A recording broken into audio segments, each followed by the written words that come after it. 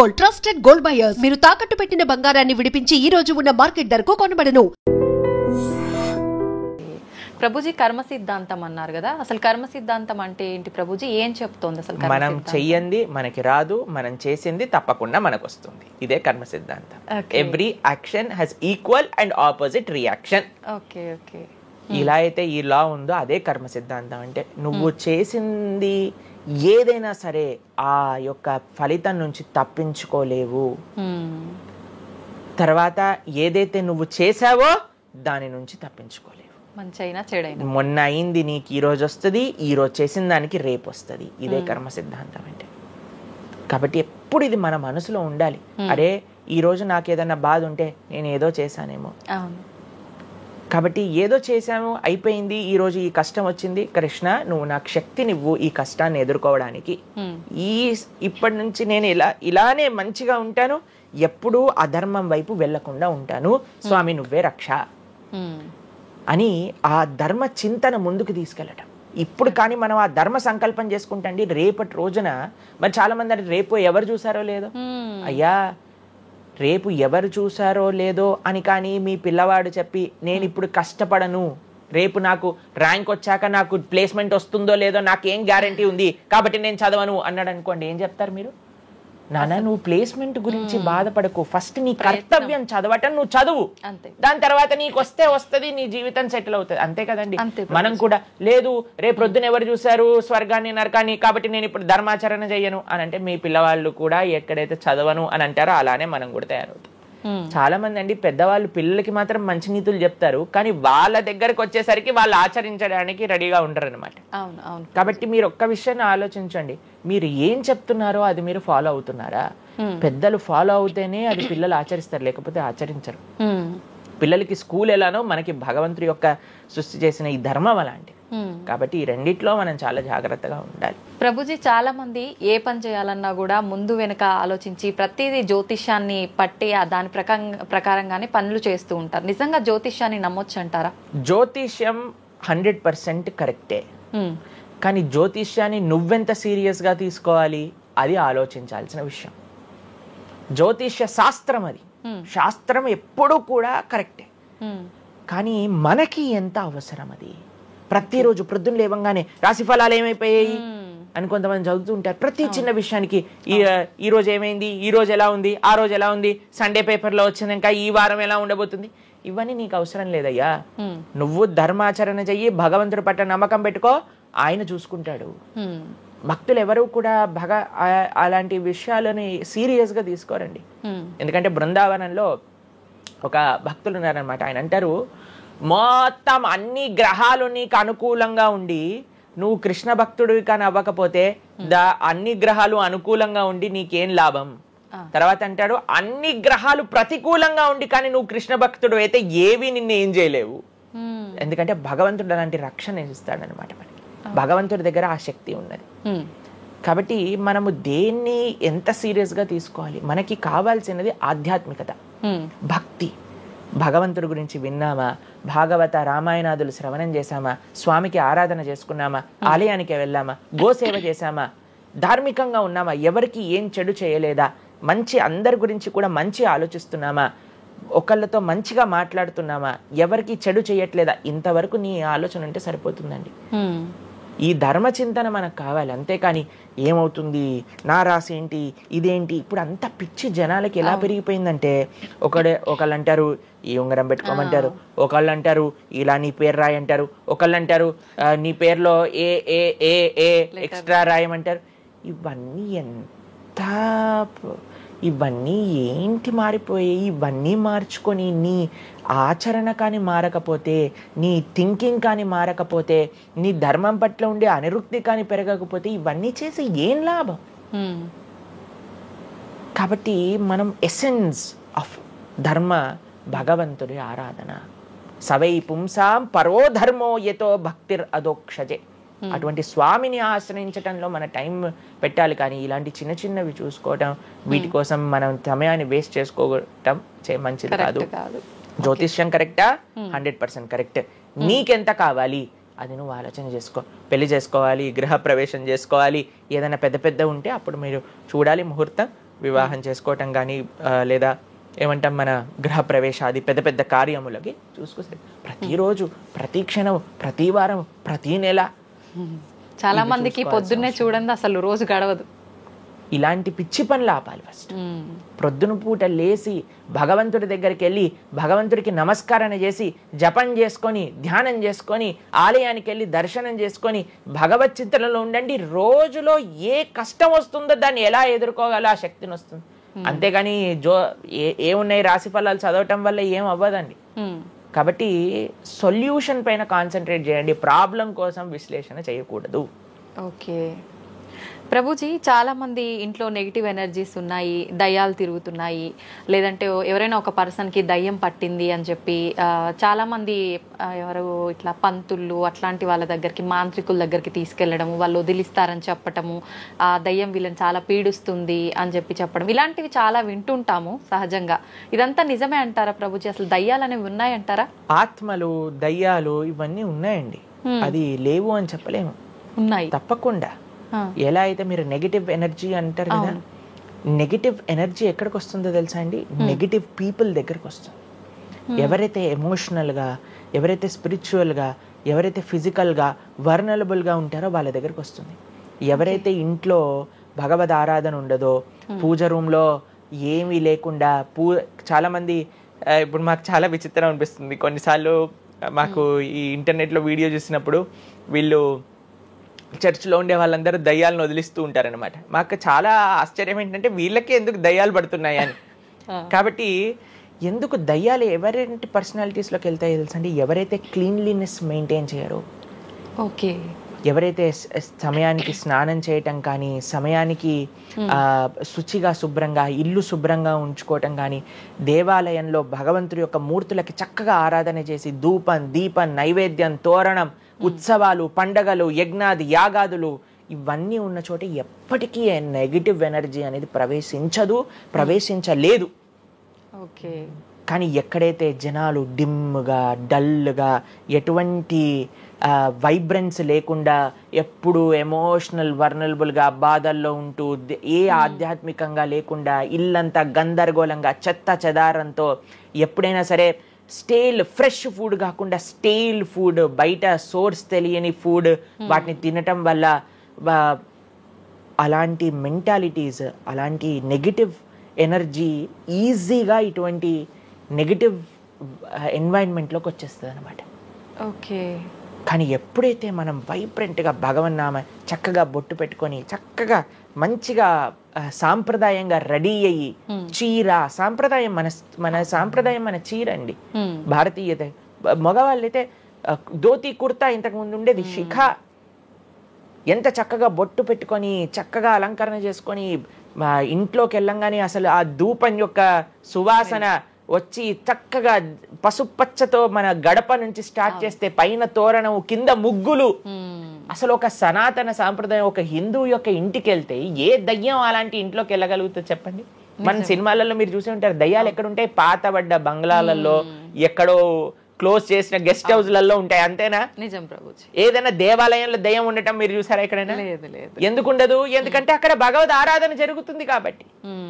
ఏ ఇంట్లో అయితే నిరంతర భగవద్ ఆరాధన ఉంటుందో, ఏ ఇల్లు అయితే వైబ్రెన్స్ గా ఇంటి బయట ముగ్గు నుంచి ప్రారంభమై ఇంటి లోపల దేవాలయంలో దీపము నిరంతరము కూడా ఉంటుందో, భగవద్ ఆరాధన జరుగుతుందో, భగవన్నామ జపం జరుగుతుందో, శాస్త్రాన్ని పారాయణ చేస్తున్న విష్ణు సహస్రనామం, హరే కృష్ణ మహామంత్ర కీర్తన, యజ్ఞము, యాగము, ఉత్సవాలు చేస్తూ, అటువంటి ఇంట్లో అటువంటి వ్యక్తులకి ఎప్పుడూ రాలేదండి. ఎవరైతే తన నుదిటిన తిలకాన్ని అలంకరణ చేసుకొని చక్కగా సాంప్రదాయంగా ఉంటారో, శుచి శుభ్రత పాటిస్తారో, చక్కగా ఆలయానికి వెళ్ళి గోసేవ, చెప్పండి అలాంటి వాళ్ళకి ఎప్పుడైనా ఇలాంటి నెగిటివ్ ఎనర్జీ అటాక్ అవుతుందా అంటే అస్సలు కాదు.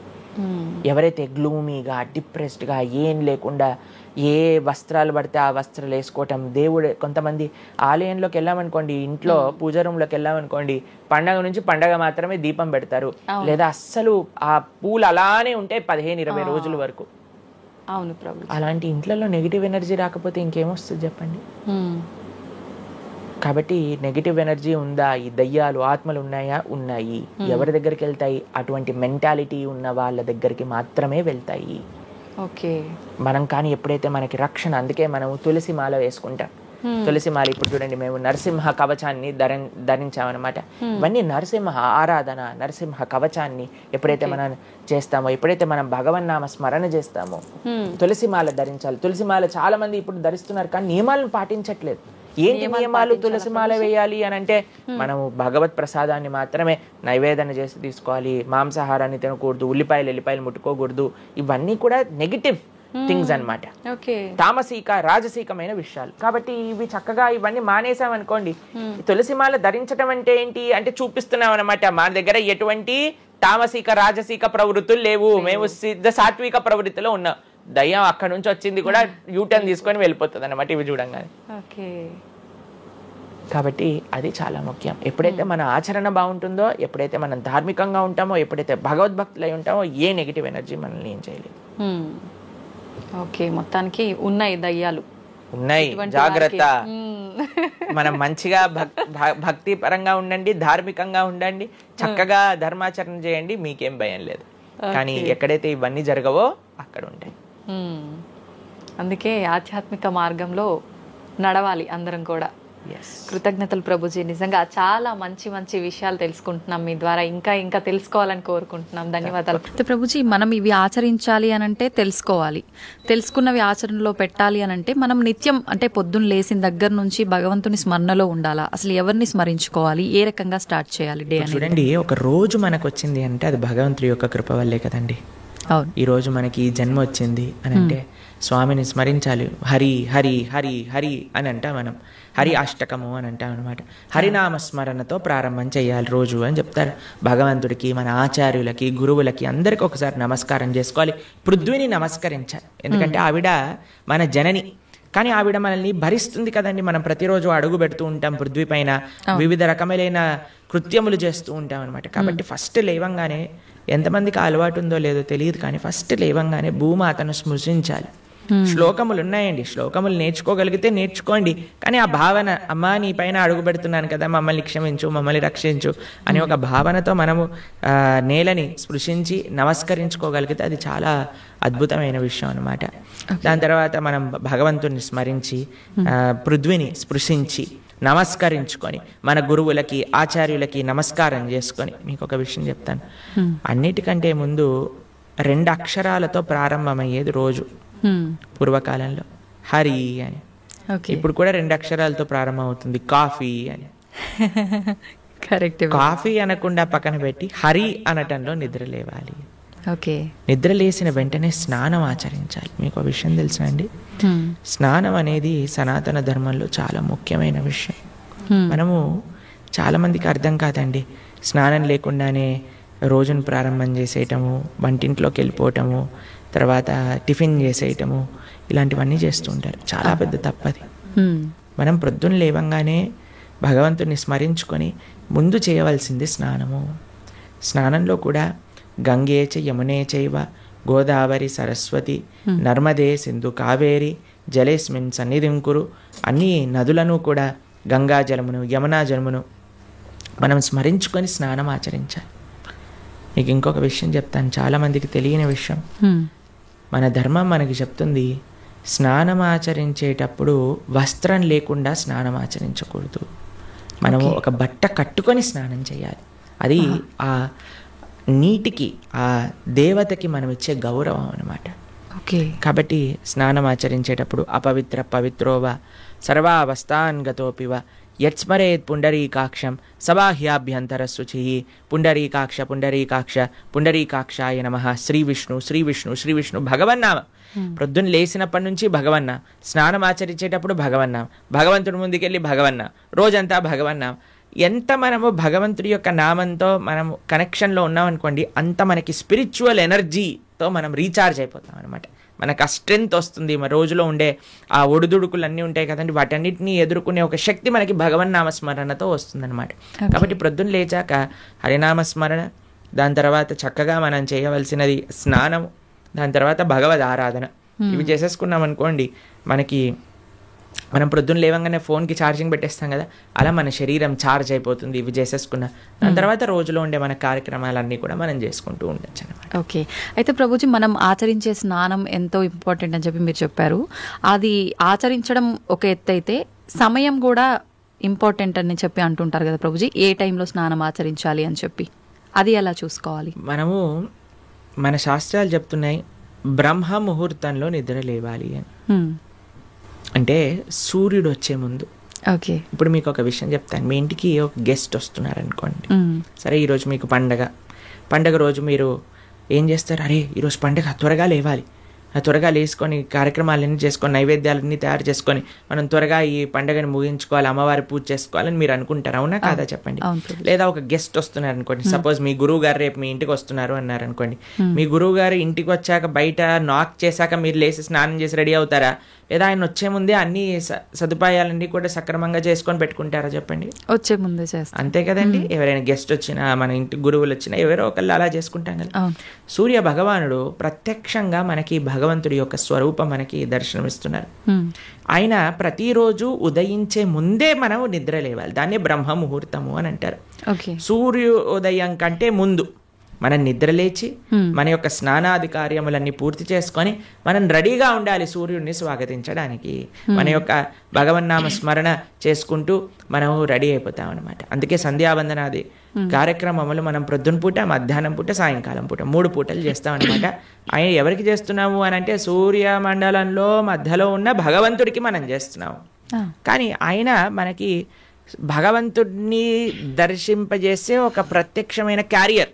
ఓకే. కాబట్టి మనం ఆయన వచ్చే ముందే మనం నిద్ర లేవాలి, ఆయన రాకముందే మన యొక్క నిత్య కృత్యములన్నీ కూడా పూర్తి చేసుకొని మనము ఆధ్యాత్మిక కార్యక్రమంలో నిమగ్నమై ఉండాలి. ఓకే. మీరు చూడండి, ప్రొద్దున పూట లేవటం అనేది అటు మన ఆరోగ్యరీత్యా, అలానే సామాజిక పరంగా, అలానే మన ఆధ్యాత్మికంగా, శారీరకంగా, అన్ని మానసికంగా అన్ని విషయములలో మనకి మంచి చేస్తుంది. అందుకే early to bed and early to rice keeps a man healthy, wealthy and wise అని అన్నారు. కాబట్టి ప్రొద్దున పూట బ్రహ్మ ముహూర్తంలో నిద్ర లేచి స్నానం ఆచరించవలే. ఇది ప్రతి సనాతన ధర్మానికి సంబంధించిన వారు తప్పక ఆచరించాల్సిన ఒక పద్ధతి. ఓకే. అయితే ప్రభుజీ, మనం మాట్లాడుకున్న దాంట్లో ఇంకొకటి భగవంతుడి ఆరాధన. చాలా వరకు అంటే ఇంట్లో మగవారు పూజ చేస్తేనే మంచి ఫలితం పొందుతారు అని చెప్పి ఈ మధ్య కాలంలో చెప్తున్నారు. కానీ ఎక్కువగా ఆడవాళ్ళే పూజ చేస్తుంటారు. అసలు నిజంగా ఆడవాళ్ళే పూజ చేయాలా, మగవారు చేయొచ్చా? అసలు మగవారు చేయాల్సిన కార్యక్రమాలు ఏంటి ఆధ్యాత్మిక? ఎవరెవరు ఉద్ధరింపబడాలి అని అనుకుంటారో, ఎవరెవరికి భగవంతు అనుగ్రహం కావాలనుకుంటున్నారో వాళ్ళు చేయాలండి. మీకు విషయం చెప్తాను. ఒక మగవాడు పూజ చేసిన, ఆరాధన చేసిన, పుణ్యం చేసిన, పునస్కారం చేసిన దాంట్లో ఉండే 50% ఆడవారికి వెళ్తుంది. ఓకే. ఎంత? 50%. 50%. ఏదైనా పాపం చేశాడు అనుకోండి, దాంట్లో 1% కూడా ఆడవారికి రాదు. అదెలా ప్రభుజీ? మరి పుణ్యం అయితే పుణ్యం 50% వెళ్తుంది, పాపంలో వెళ్ళదు. ఓకే. స్త్రీ చేసిందనుకోండి పుణ్యం 1% హస్బెండ్కి రాదు, 100% ఆవిడ దగ్గరే ఉంటుంది. స్త్రీ ఏదైనా పాపం చేసిందనుకోండి, దాంట్లో 50% హస్బెండ్కి వెళ్తుంది. ఇది ఒక బంపర్ ఆఫర్ అనమాట, మన శాస్త్రాలు ఇచ్చింది. బాగుందా మీకు? బాగా అనిపిస్తున్నట్టుంది మీకు. శ్రీ ప్రభుపాదుల వారు ఒక దగ్గర ప్రస్తావన చేస్తారు, everybody has to fly their own plane అంటారు. మనకి అంబరీష మహారాజు గారి వృత్తాంతంలో వస్తుంది. అయినా ప్రొద్దున లేవంగానే నిరంతరము కూడా భగవంతుడి యొక్క ఆరాధనలో, ఆయన చేతులన్నీ కూడా భగవంతుడి యొక్క పూజలో, పాదాలు భగవంతుడి యొక్క ఆలయ ప్రదక్షిణలో, మనసు భగవంతుని చింతించటం. సవై మన కృష్ణ పదార విందయో వాచాంసి వైకుంఠ గుణాను వర్ణనే కరే హరేర్మందిరమార్జనాదిషు అని ఆయన యొక్క దినచర్య మొత్తం చెప్తారనమాట. ఇక్కడ వారి భార్య ఆరాధనకి నీళ్లు తేవడానికి హెల్ప్ చేసినా సరే ఆయన అనేవారట, నా పూజ నేను చేసుకుంటాను, మళ్ళీ నీ పూజ నువ్వు చేసుకో. ఆయన అన్ని సదుపాయాలు సమకూర్చుకొని, ఎందుకంటే చూడండి భగవంతుడితో మనకుండే రిలేషన్షిప్ ఎక్స్ట్రీమ్లీ పర్సనల్ అండి. స్వామి మన తండ్రి, స్వామి మన తల్లి, ఇప్పుడు చూడండి, మీకు ఒక విషయం చెప్తాను. మన ఇంట్లో ఎవరిదైనా పుట్టినరోజు ఉందనుకోండి, మనం ఏం చేస్తాం, ఒకసారి మాకు ఈ సంఘటన ఎదురైందనమాట. నేను మా తమ్ముడు కలిసి మా అమ్మగారికి గిఫ్ట్ ఇవ్వాలి అంటే మా తమ్ముడు అన్నారు, నువ్వు నీ గిఫ్ట్ ఇవ్వు, నేను నా గిఫ్ట్ ఇస్తాను. ఎందుకంటే అమ్మకి నీ గిఫ్ట్ వేరే, నా గిఫ్ట్ వేరే. ఎందుకంటే మన ఇద్దరికి అమ్మ కదా, కాబట్టి అమ్మతో నాకుండే రిలేషన్షిప్ ఒకటి, మా తమ్ముడికి ఉండే రిలేషన్షిప్ ఒకటి, అంతేనా? అయితే మేమిద్దరం అనుకున్నాం, సరే నేను నాకు తోచింది నాకు ఇష్టం ఉన్నట్టుగా నేను చాలా బాగా పెయింటింగ్ చేసేవాడిని అనమాట, డ్రాయింగ్ చేసేవాళ్ళం అనమాట. అయితే నేను ఇచ్చేస్తాను, నేను ఏదో ఒకటి స్కెచ్ చేసిస్తాను అంటే మా తమ్ముడు అన్నాడు, నేను ఏదో ఒకటి తయారు చేస్తాను, ఏదో ఒక బొమ్మ లాంటిది ఏదో ఒకటి తయారు చేస్తాను, ఇస్తాము అని ఇద్దరం వేరు వేరు చేసి ఇచ్చామన్నమాట. అంటే ఎందుకు అని అంటే మనకి మన ప్రేమను వ్యక్తపరచుకునే మార్గం ఒకటి, ఒక ఇంట్రెస్ట్, ఒక టాలెంట్, ఒక way of expressing hour love ఉంటుంది, అంతే కదా? అలానే భగవంతుడితో కూడా ఒక భర్త తన కర్తవ్యం, అరే నేను భగవంతుడి యొక్క మార్గంలో, నాకు భగవంతుడు అవసరము, అందరికీ భగవంతుడు అవసరమే కదండి, ఆయన అందరికీ తండ్రి తల్లి పిత పరమాత్మ అందరికీ ఆయనే. కాబట్టి మనం ఎలా ఆలోచించాలి అని అంటే, ఒక హస్బెండ్ తన ఆరాధన తాను చేసుకోవాలి, ఒక వైఫ్ తన ఆరాధనలోకి సంబంధించిన విషయములని సమకూరుస్తుంది, వంట చేసిస్తుంది, పూలమాలలు కట్టిస్తుంది. దాని తర్వాత వారి హస్బెండ్ వెళ్ళిపోయాక వైఫ్ తన ఆరాధన తాను చేసుకుంటుంది, పిల్లలు వచ్చి దండం పెట్టుకుంటారు, ఏదో అమ్మ నాన్నలకి ఇద్దరికి హెల్ప్ చేస్తారు, అందరు కలిసి ఆరాధన ఒకటి ఉంటుంది, ఒక్కొక్కళ్ళు కలిపి ఆరాధన ఉంటుంది అనమాట. కాబట్టి ఏదో స్త్రీలు చేస్తే ఇల్లంతా బాగైపోతుంది అనే భ్రమలో నుంచి బయటపడండి, మీకు 1% పుణ్యం రాదు. కాబట్టి జాగ్రత్తగా మీ పూజ మీరు చేసుకోండి, మీరు బాగుపడాలి అని అనుకుంటే. కాబట్టి పురుషులు తప్పకుండా ఆరాధన చేయాలి. పురుషులు ఆరాధన చేస్తున్నారు కదండి, స్త్రీలు వదిలేయకూడదు. పురుషుడి ఆరాధన పురుషుడికి, స్త్రీ ఆరాధన స్త్రీ, పిల్లల ఆరాధన పిల్లలకి, అందరికి. ఇప్పుడు చూడండి, ఇంటి పెద్ద తింటే మిగతా వాళ్ళందరికీ కడుపు నిండిపోతుందా? లేదు, ఎవరికి వాళ్ళు తినాల్సిందే, అంతే కదండి. మీరు అంటారు కదా, అయ్యా మీరు తినండి, అయ్యా మేము పర్వాలేదు, మీరు తింటే మాకు తిన్నట్టే అని అంటారా? లేదా మీ హస్బెండ్ వచ్చి అమ్మ నువ్వు తినేసి నాకేం పర్వాలేదు, నువ్వు తింటే నేను తిన్నట్టే అంటారా? కాదు కదా. ఎవరెవరికి శక్తి కావాలంటే వారు వారు భోజనం చేయాలి.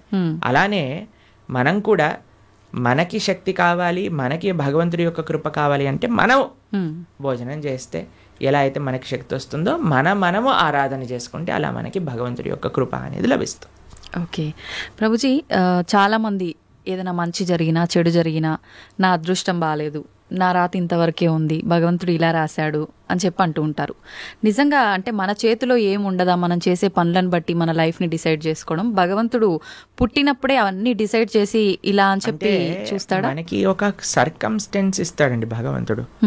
చాయిస్ ఎప్పుడు మన చేతుల్లోనే ఉంటుంది, మనం ఏం చేయాలి అని. ఫర్ ఎగ్జాంపుల్ మీకు ఒక విషయం చెప్తాను. ఒకరికి ఇల్లు రాసుంది, ఒకళ్ళ ఇల్లు మీకు మీ జీవితంలో కలుగుతుంది అని రాసి ఉంటుందండి, కానీ ఆ ఇంట్లో ఏం చేస్తారనేది మీ చేతుల్లో ఉంది.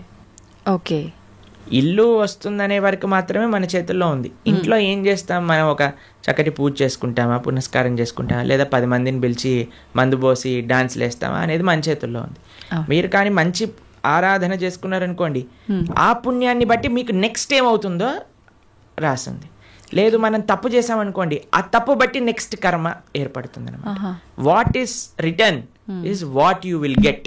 మనకేం వస్తుంది అని, దాంతో మనం ఏం చేస్తాము అనేది రాసలేదు, అది మనకు వదిలేశాడు భగవంతుడు.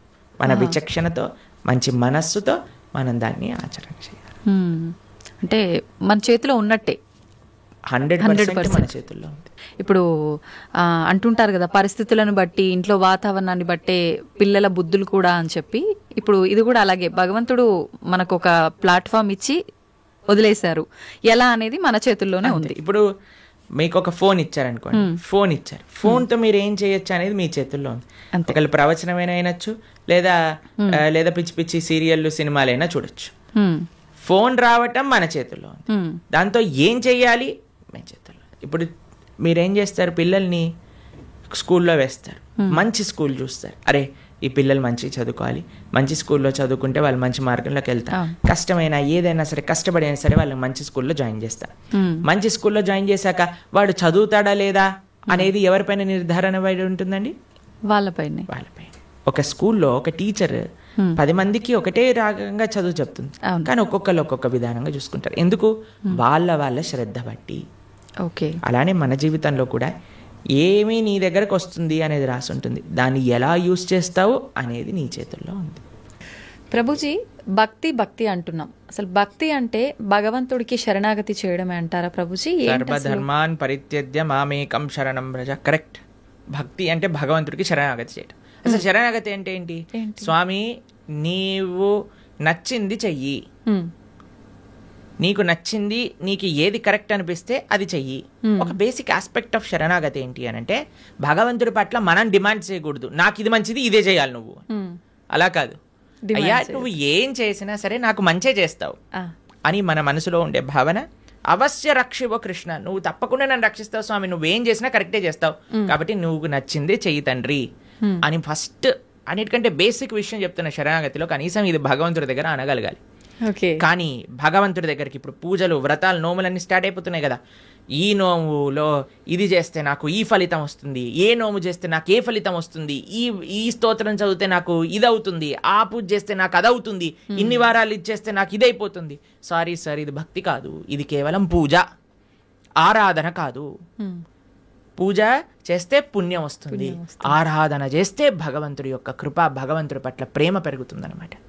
కాబట్టి తిరువారాధన అని మనము భగవద్భక్తి సాంప్రదాయంలో అంటాం. స్వామి యొక్క ఆరాధన అనేది యూజ్ చేస్తాం. ఆరాధన అంటే ఎప్పుడైతే ప్రేమ ఉంటుందో, అక్కడ ఎటువంటి అపేక్ష ఉండదో అది ఆరాధన అవుతుంది. కానీ నాకు ఇది కావాలి అని మనం చేస్తే అది పూజ అవుతుంది, దానివల్ల పుణ్యం మాత్రమే వస్తుంది, భక్తి రాదు. కాబట్టి మీరు అన్నట్టుగా భగవంతుడి యొక్క పూజ చేయటము లేదా భగవంతుడి యొక్క ఆరాధన చేయడం యొక్క అన్నిటికంటే గొప్ప ఫలితం ఏంటి అని అంటే భగవంతుడికి శరణాగతి చేయుట. స్వామి, నేను నీ వాణ్ణి, నీకు చెందిన వాణ్ణి, నువ్వు నాకు ఏం చేసినా సరే అది తప్పకుండా కరెక్టే చేస్తావు అని భగవంతుడికి కంప్లీట్ శరణాగతి, శ్రీకృష్ణ భగవానుడికి కంప్లీట్గా శరణాగతి చేయుట, దాన్నే భక్తి అని అంటారు. చాలా కరెక్ట్గా చెప్పారు మీరు. ఆ భావన చాలా శ్రేష్టమైన భావన, అందరూ అలవర్చుకోవాల్సిన భావన. ప్రభుజీ, ఒక జీవి ముక్తి పొందాలి అంటే మీరు చెప్పినట్టుగా భగవంతుడికి శరణాగతి చేస్తే ముక్తి పొందొచ్చు అంటారా? అదే మార్గం. భగవంతుడి దగ్గరికి వెళ్ళడానికి, భగవంతుడి యొక్క సేవ చేయడానికి మార్గమే భక్తి శరణాగతి. ఇంకే మార్గం లేదు. భగవంతుని చేరుకోవడానికి అన్నిటికంటే ఈజియెస్ట్ మార్గం, అన్నిటికంటే బెస్ట్ మార్గం ఏదన్నా ఉంటే అది భక్తియే. ఆ భక్తి తప్ప సమాశ్రితాయై పదపల్లవప్లవం మహత్పదం పుణ్య యశోమురారే భవాంబుదిర్వత్స పదం పరం పదం పదం పదం యద్విపదాం న తేషాం అని అంటారు. సమాశ్రితాయై అంటే శరణాగతి చేయటం. ఎవరైతే భగవంతుడి యొక్క శ్రీచరణాలను ఆశ్రయిస్తారో అటువంటి వాడికి ఏమవుతుందట, ఇంత పెద్ద సంసార సాగరం అంటాం కదండి, సంసార సాగరంలో కొట్టి ముట్టాడుతున్నాం అంటారు కదా, ఆ సంసార సాగరం ఎంత అయిపోతుందట అంటే ఒక గోవు దూడ పాదం ఉంటుంది కదండి, దూడ కానీ బురదలో పాదం పెట్టింది అనుకోండి, ఇంత చిన్న హోల్ అవుతుంది, దాంట్లో ఎంత నీళ్లు ఉంటాయి? తక్కువగా ఉంటాయి. అన్ని నీళ్ళు అయిపోతుందంటే ఈ సంసార సాగరం మొత్తం ఎవరైతే భగవంతుడికి శరణాగతి చేస్తారు. అంత నీటిని ఎంత సులభంగా దాటొచ్చండి, ఒక పాదం పెడితే సరిపోతుంది, దాటి అంతే. అలా సంసారాన్ని దాటేయచ్చట ఎవరైతే భగవంతుడి యొక్క పాదాలకు శరణాగతి చేస్తారు. కాబట్టి ముక్తి కావాలి, భగవంతుడి దగ్గరికి వెళ్ళి భగవంతుడి యొక్క సేవ చేసుకోవాలి అని అనుకున్న వాళ్ళకి ఏకైక మార్గం ఏమిటి అని అంటే అది భక్తి శరణాగతి మాత్రమే, ఇంకా ఏ మార్గము పని చెయ్యదు. ఓకే ప్రభుజీ, మోక్షం అంటుంటాం, ముక్తి మోక్షం ఒకటేనా? ఇవి రెండూ కూడా భగవంతుని చేరుకోవడాన్నే ముక్తి మోక్షం అని అంటారా? ఎస్, ముక్తి మోక్షము అని అంటే చాలా మందికి ఒక మిస్కన్సెప్షన్ ఏముంటుంది అని అంటే భగవంతుల్లోకి వెళ్ళి కలిసిపోవటము అని అనుకుంటారు, ఐక్యం అయిపోవటము అని అంటారు. చాలా మంది ఈ మాట వాడుతూ ఉంటారు అనమాట. ఐక్యం అయిపోవాలి భగవంతుడి లోపల. మనం ఏమి భగవంతుడి లోపల ఐక్యం అవ్వడానికి పుట్టలేదండి. జీవులం అందరూ కూడా జీవేర స్వరూప హోయ్ కృష్ణేర నిత్య దాస్, మనందరం కూడా భగవంతుడి యొక్క సేవ చేయడానికి ఉన్నాం. ఇప్పుడు చూడండి, ఒక చిన్న పిల్ల ఉంది, ఆవిడికి అమ్మ అంటే చాలా ప్రేమ ఉన్నప్పుడు ఆ చిన్న పిల్ల వచ్చి అమ్మతోటి, అమ్మ మళ్ళీ నేను నీ పొట్టలోకి దూరిపోతాను, నీ శరీరంలోకి వెళ్ళిపోతాను అని అంటే, ఒరే శరీరంలోకి వెళ్ళటం ఏంట్రా, అమ్మ అంటే ప్రేమ ఉంది అని అంటే నువ్వు ఏదో ఒక సేవ చేయాలి, అమ్మకి నచ్చినట్టుగా ఉండాలి, అమ్మకి నచ్చే విధంగా ఉండాలి, అదే సేవ కదండి. అమ్మ పొట్టులోకి వెళ్ళిపోవటం ప్రేమనా లేదా అమ్మకి నచ్చే పనులు చేయటం ప్రేమనా? నచ్చే పని చేయటం. కాబట్టి భగవంతుడి యొక్క భక్తి, భగవంతుడి ముక్తి అని అంటే భగవంతుడు లోపలికి వెళ్ళిపోవాలి అని కోరుకోవటం కాదు, భగవంతుణ్ణే అయిపోవాలి అని చాలా మంది అనుకుంటూ ఉంటారు అనమాట. కానీ అది కాదండి ముక్తి అంటే. ముక్తి అంటే భగవంతుడి యొక్క సేవ చేయటం. భగవంతుడి యొక్క సేవ కాదు, భగవంతుడి యొక్క భక్తుల యొక్క సేవ, భగవంతుడి యొక్క భక్తుల యొక్క సేవ కాదు, భగవంతుడి యొక్క భక్తుల యొక్క భక్తుల యొక్క సేవ.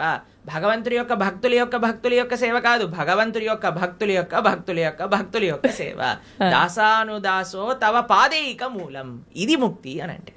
మనం చాలా మందికి ప్రశ్న, ఒకవేళ మనకి ముక్తి వచ్చేసింది అనుకోండి, భగవంతుడి దగ్గరికి వెళ్ళిపోవాలి, ఏం చేస్తాము? సేవ చేసుకుంటాం. ఎస్, సేవ చెయ్యాలి అనే వాళ్ళకే అక్కడికి అలౌడ్ ఉంటుంది, లేకపోతే అలౌడ్ ఉండదు అనమాట. నేను కూడా మీరు వైకుంఠానికి ఎందుకు వెళ్తున్నారండి అని వీసా స్టాంపింగ్ వాళ్ళు అడిగారు అనుకోండి, ఏం లేదండి మేము కొద్దిగా మాకు వైకుంఠం చూసి రావాలని ఉంది అనుకోండి, రిజెక్ట్ అనేసిస్తారు. టూరిస్ట్ గా వెళ్ళలే మనం వైకుంఠానికి, పర్మనెంట్ రెసిడెంట్ గానే వాళ్ళు వీసా ఇస్తారు. ఆ పర్మనెంట్ రెసిడెంట్ లో కూడా పర్మనెంట్ ఎంప్లాయ్మెంట్ ఉంటుంది అన్నమాట మనకి భగవంతుడి యొక్క సర్వీస్. ఎవరైతే ఎంజాయ్మెంట్ మెంటాలిటీ ఉంటుందో వాళ్ళకి పరలోకానికి అలౌడే ఉండదు. ఎవరైతే సేవా భావనలో ఉంటారో వాళ్ళకి మాత్రమే భగవంతుడి దగ్గరికి అలౌడ్ ఉంటుంది. ప్రభుజీ, జీవాత్మ అంటుంటారు, జీవుడు జీవాత్మ రెండు ఒకటేనా, వేరు వేరంటారా? ఎస్, మనకి 3 రకాల శరీరములు ఉంటాయి. ఇప్పుడు మీరు చూసే దాన్ని స్థూల శరీరము అని అంటారు. అంటే చర్మము, బ్లడ్, బోన్స్ వీటన్నిటితో ఉండే స్థూల శరీరం అంటారు. దీంట్ లోపల సూక్ష్మ శరీరం అని ఉంటుంది. మన బుద్ధి అహంకారములతో స్థూల శరీరం ఉంటుంది అనమాట.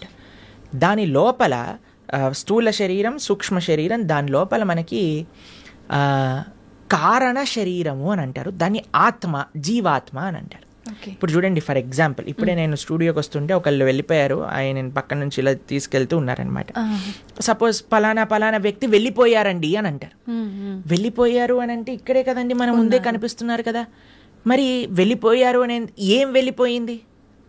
ఆత్మ. ఇదే బేసిక్ అండర్స్టాండింగ్.